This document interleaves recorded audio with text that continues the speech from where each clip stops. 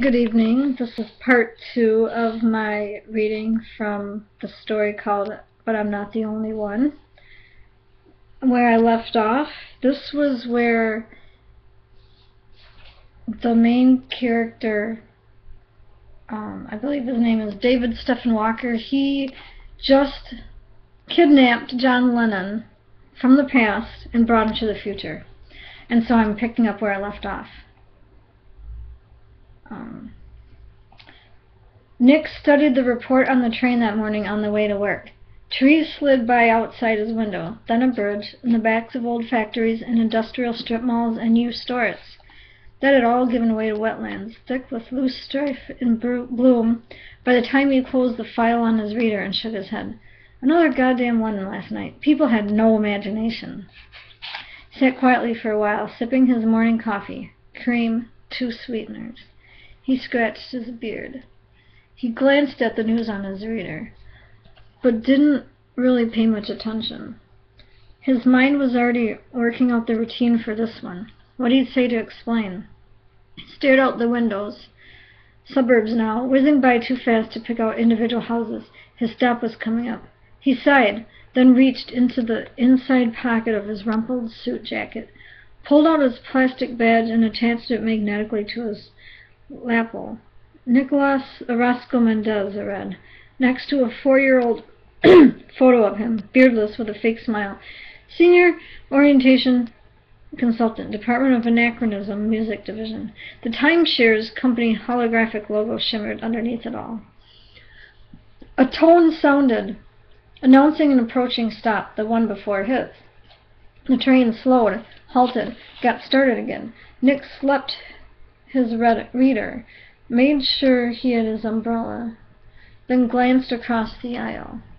A small gray-haired woman sat there, 60, maybe 65, and reading.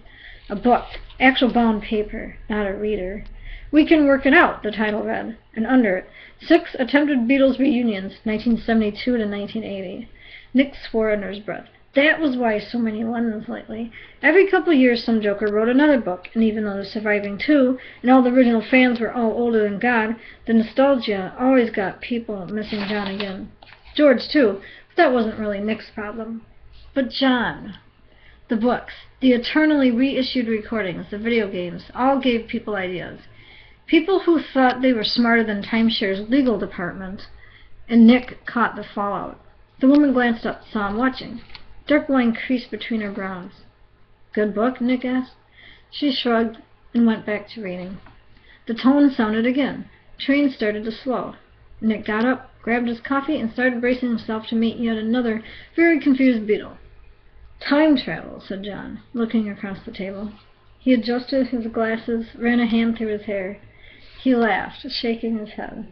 This is a joke, yeah? You're having me on. I mean, that sort of thing only happens in terrible movies. Nick raised his eyebrows. In your time, yes. As far as people know, anyway. Not in mine. Here, have a look at this. He slid a glossy pamphlet across the old gray table, which had veneer chipped at the corners. Coffee rings here and there. Acoustic tiles and LED bulbs above. A window looking out on pine trees. Gray skies, drizzle. A bulletin board, bare except for multicolored pushpins that someone bored had arranged into the shape of a question mark.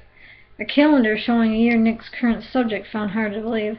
Hell, Nick had trouble believing it was already 2034 himself. Nick drank water from a paper cup while John Lennon read the Timeshares brochures. See the pyramids while they're being built, said Lennon. Travel to Gettysburg and watch Lincoln's address. Behold the Sistine Chapel with Michelangelo still on the scaffold. He frowned and folded the pamphlet up again. Holiday makers? Premium tourism, Nick said. My company offers an exclusive service for an affordable price. Go back in time to any place you want, any year you want. You'd be surprised how many folks go back to see you and the other 3 play.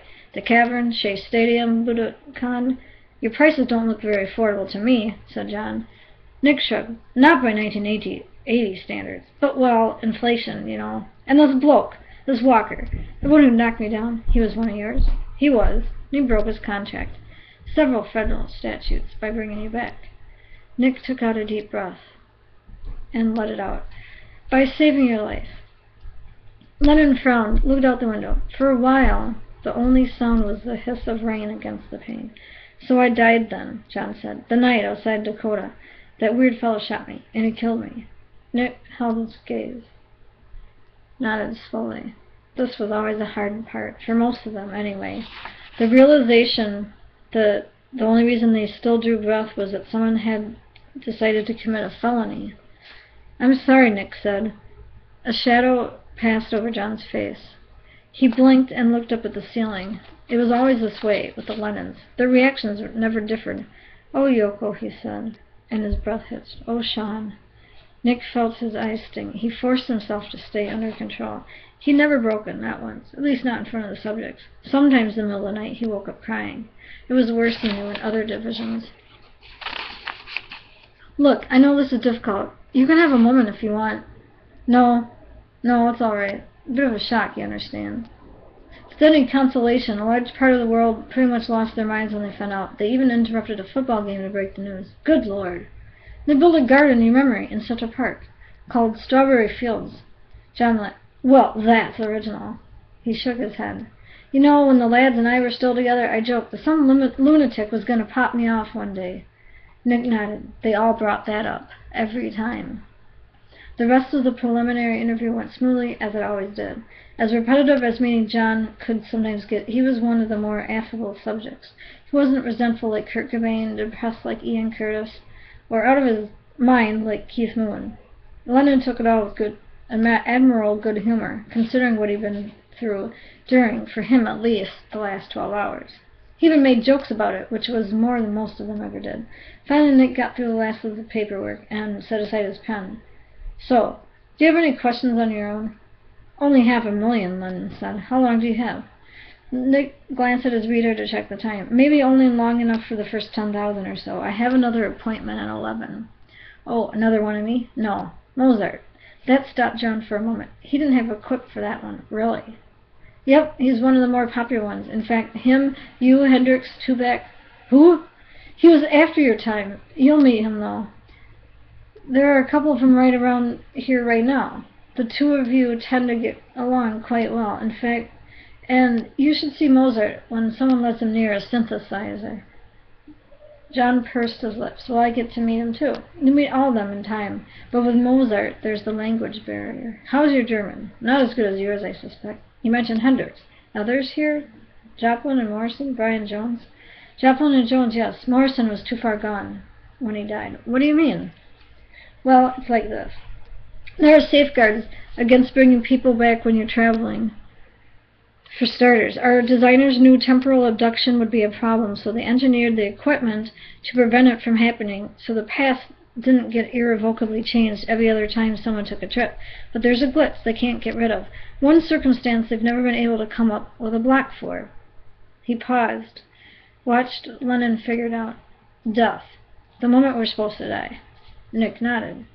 "The temporal repercussions are fairly small for pre-mortem abduction, too small for our equipment to detect.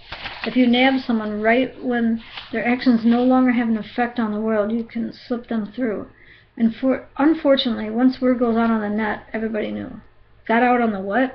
"Never mind. You find out about that during the acclimation program." Nick waved off John's questions. "Anyway, the trick to all of this, if you're going to kidnap someone from the past, is that they have to be in good shape when they die. No terminal diseases, no old age, nobody whose condition is so bad they don't survive the trip.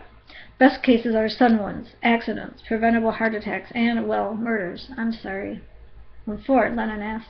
"You weren't the one who should have shot me. So Morrison was in too bad a shape." "Exactly. Drug-related deaths are touch and go. Some people where the death is because of outright overdose, like Joplin and Hendrix, can survive the abduction. Others, like Morrison and Billie Holiday, where their bodies gave out because of the drug, no." "Ah." John thought a moment. "What about Elvis, then? Can he survive the trip?"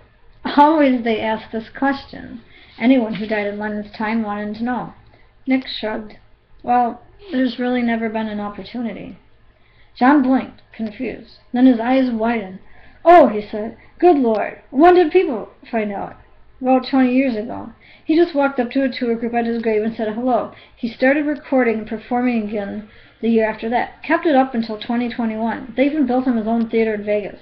He's 99 now, retired, living in Memphis. He still says hi to the tours from time to time. There was a long silence. Wow. What about the lads? Are any of them still alive? Paul and Ringo, yes. Though they're both over 90 themselves now, obviously. George died a bit over 30 years ago. Cancer. So he isn't here, I'm afraid. Damn. No reunion then, I suppose. He didn't ask about Yoko. They never did. Somehow, ever since she died, the Johns always knew. He looked out the window while the rain streaking relaxed. What now? Do I have to go back? God, no.